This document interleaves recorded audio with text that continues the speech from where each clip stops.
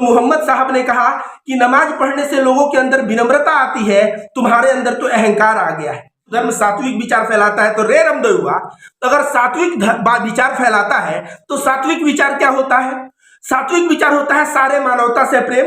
लेकिन तू क्या कर रहा है? एक कम्युनिटी विशेष के खिलाफ नफरत फैला रहा है। तो दोस्तों नमस्कार, मेरा नाम रविकांत भारती है। खुशबू पांडे को भी फटकार लगा ही रहा था कि बीच में रामदेवुआ कूद के चला आया। वैसे रामदेवुआ को बहुत लोग कन्या बाबा भी कहते हैं और बहुत लोग इसको व्यापारी बाबा भी कहते हैं, लेकिन मैं तो रामदेवुआ कहता हूं। इसके लिए मेरे दिल में इज्जत एकदम नहीं है, क्योंकि यह नफरती विचार फैलाने वाला एक नफरती चिंटू है। आप सभी को बता दें दोस्तों, रामदेव का बयान क्या है। पहले बयान सुनिए। इसके बयान है कि इस्लाम के अनुसार 5 बार की अगर नमाज आप पढ़ लेते हो तो उसके बाद किसी भी हिंदू के बेटी को उठा लो और किसी भी तरह का अपराध करो और किसी भी तरह की आतंकवादी गतिविधि करो, 5 नमाज पढ़ने के बाद जो भी कर्म करो सारे पाप माफ।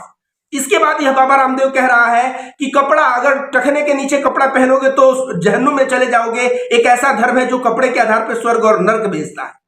इसके अलावा बाबा रामदेव जो है कहता है हिंदू धर्म जो है यह सात्विक धर्म है और सबसे बढ़िया धर्म है। तो बाबा रामदेव, चाहे इसको रामदेवुआ कहिए, इसको आज मैं लगाने वाला हूं जबरदस्त फटका।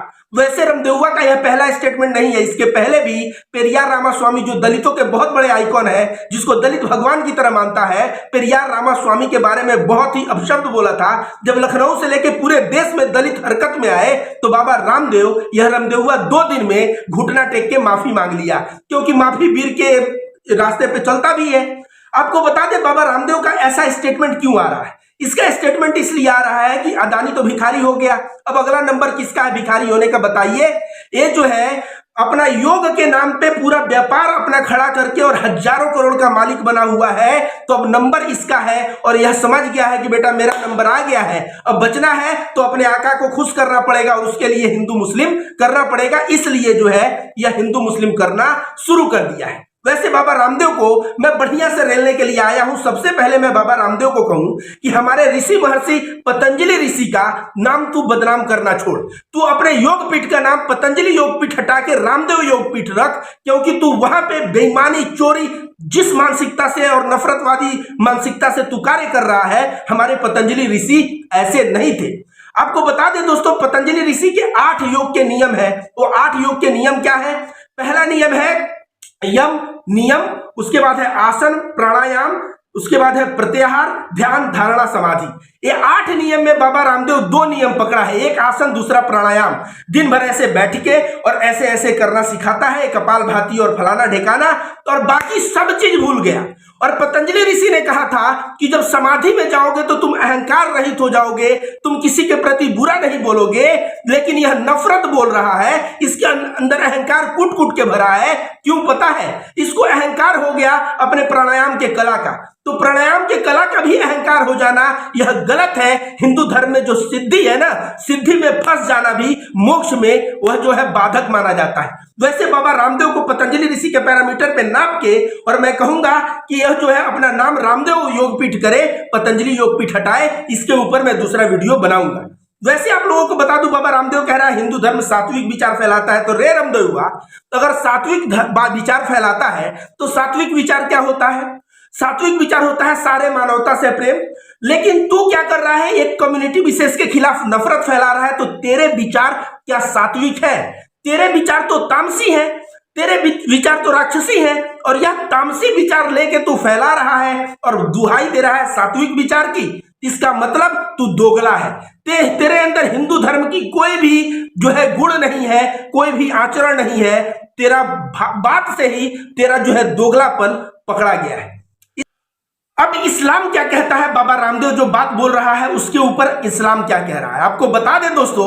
इस्लाम कह रहा है कि ये बोल रहा है नमाज 5 बार पढ़ो, उसके बाद किसी हिंदू की लड़की को उठा लो। इस्लाम के अनुसार अपने पत्नी को छोड़ के अगर आपका आंख किसी पर स्त्री को देखता है, वह भी जो है गलत है। अगर कान जो है सेक्सुअल बातें सुनता है, वह भी गलत है। दिमाग में जो है अपने पत्नी को छोड़ के किसी और लड़की के बारे में दिमाग सोच रहा है, तो वह गलत है। जो इस्लाम सोच के ऊपर पाबंदी लगा के रखा है कि तुम ऐसा सोचोगे तो पाबंदी है, वह कैसे किसी हिंदू लड़की को उठा ले जाएगा और उसके साथ गलत करेगा? बाबा रामदेव ये तमाम फलाना सेगर और कौन कौन से बलात्कारी लोग तुझे नहीं दिखे?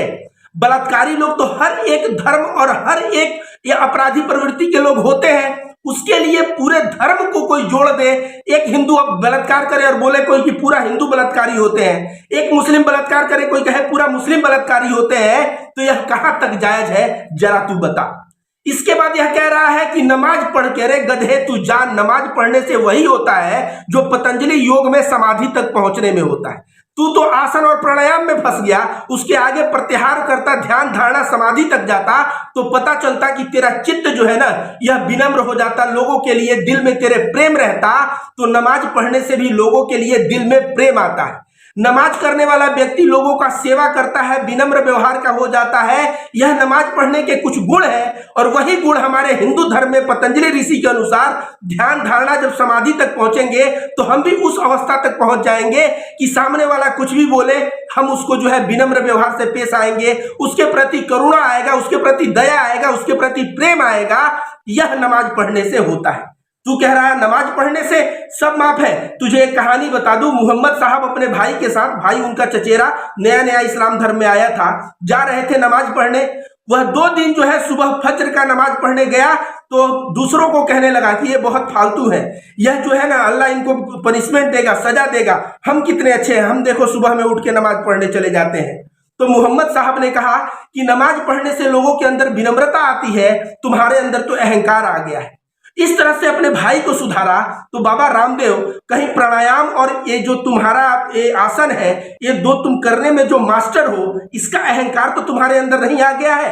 या कहीं अदानी वाला मामला को देख के तुम डर गए हो कि तुम्हारा तो अब खटिया खड़ी होने वाली है, तुम्हारा भी शेयर गिरने वाला है, इसलिए तुम ऐसी ओछी बातों पे उतर आए हो? तो नमाज पढ़ने से लोग विनम्र बनते हैं, ध्यान करने से लोग विनम्र बनते हैं, लोगों की सेवा करते हैं, और सेवा भी इस्लाम सिखाता है। इसके बारे में तू कुछ बोला? नहीं बोला। आगे यह क्या कहता है कि कपड़े के आधार पे, तो पहले तो उसका कंटेक्स्ट जानेगा कि किस परिप्रेक्ष्य में यह बात कही गई है। उसका परिप्रेक्ष्य यह है कि जो इस्लाम को उस वक्त मानने वाले थे वो चंद संख्या में थे, उनके कपड़े फटे हुए, बहुत गरीबी और बदहाली में जी रहे थे। और वहां का एक राजा था जो लोगों को बड़े बड़े कपड़े, महंगे महंगे कपड़े पहना देता था। लोग का कपड़ा जो है जमीन में घसीटते हुए जाता था, कपड़ा फटता था। एक तरह से इनको चिढ़ाने का भी कार्य करता था और दूसरों तरफ से अपने अहंकार का प्रचार करता था, देखो मेरे पास पैसा है तो मैं इस तरह अपने पैसे को उड़ाऊंगा। तो मोहम्मद साहब ने अहंकार के खिलाफ यह बातें बोली। तुझे बता दे, तू जाके एक संदर्भ पढ़ तो तुझे समझ में आएगा। जब एक बार अबू बकर सिद्दीकी आते हैं और कहते हैं, या रसूल अल्लाह, मेरा जो है पेट निकल गया है और इसकी वजह से मैं जब अपना बांध रहा हूं नाड़ा, तो यह जो है नाभि के नीचे आ जा रहा है नाड़ा और घुटने टखने के नीचे मेरा पैंट पहुंच जा रहा है। अब तो मैं जो है जहन्नुम में चला जाऊंगा, जहन्नुम में मेरा पैर जलेगा। तो उस पे मोहम्मद साहब ने क्या कहा पता है? मोहम्मद साहब ने कहा कि यह बात उन अहंकारियों के लिए था और उन अहंकारियों के लिए रहेगा जो जमीन में कपड़ा घसीट के अपने अहंकार का प्रदर्शन करेंगे।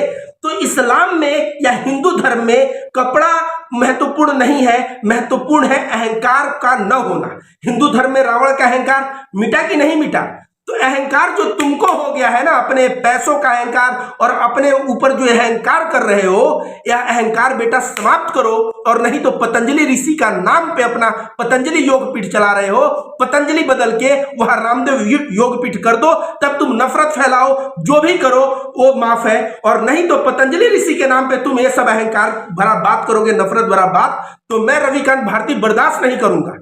धर्म कभी भी नफरत, लड़ाई झगड़ा नहीं सिखाता, हिंदू धर्म प्रेम सिखाता है। जो बाबा रामदेव को तुलना करते थे स्वामी विवेकानंद से, यह जो है बाबा रामदेव जो है यति नरसिंहानंद का चेला निकला। और आज से इसको जो है रामदेवुआ कहना शुरू करो और इसको इज्जत देना एकदम बंद करो।